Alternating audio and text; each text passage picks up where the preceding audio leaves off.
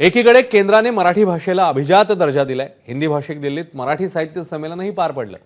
तरीही महाराष्ट्रातच मराठीचा अपमान काही केल्या थांबत नाहीये. संघाचे ज्येष्ठ नेते भैयाजी जोशी यांनी केलेल्या एका वक्तव्यामुळे नव्या वादाला तोंड फुटलंय. गुजराती बहुल घाटकोपरमध्ये एका कार्यक्रमात बोलताना मुंबईत येणाऱ्या व्यक्तीने मराठी शिकलंच पाहिजे असं काही नाही असं विधान त्यांनी केलं आणि त्याचे पडसाद अधिवेशनात उमटले. विरोधकांनी भैयाजी जोशींना टार्गेट करत माफी मागण्याची तसंच कारवाईची मागणी केली आहे. या सर्व वादानंतर त्यांनी स्पष्टीकरणही दिलंय. माझ्या विधानामुळे गैरसमज झाला असंही त्यांनी म्हटलं.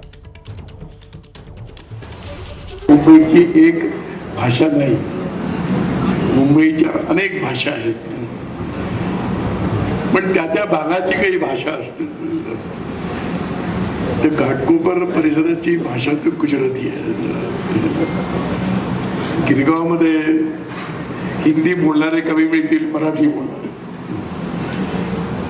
त्यामुळे मुंबई सोपं आहे की येणाऱ्या माणसाला मराठी शिकलं पाहिजे असं नाही.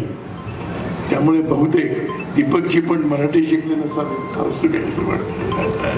घाटकोपर येथील सार्वजनिक कार्यक्रमामध्ये मी केलेल्या एका विधानामुळे गैरसमज झाला आहे असं मला वाटतं. महाराष्ट्राची भाषा मराठी आहे आणि मुंबई हे महाराष्ट्राचाच भाग आहे. त्यामुळे मुंबईची भाषा मराठी याच्याबद्दल कुठेही दुमत असण्याचं काही कारण नाही. बाहेरून येणारी व्यक्ती आपल्या भाषेबरोबरच मराठी भाषा त्यांनी समजून घ्यावी, त्याचं अध्ययन करावं, ती शिकावी. या सगळ्या संदर्भात राज्याचे उपमुख्यमंत्री एकनाथ शिंदे काय म्हणतायत तेही पाहूया. कोणी किती काही म्हटलं तरी सुद्धा या ठिकाणी मराठी भाषा आमची मायबोली आहे. मराठी भाषाच आमची महत्वाची भाषा आहे आणि म्हणून या ठिकाणी काही लोक जे काही राजकारण करतायत त्यांनी राजकारण थांबवावं.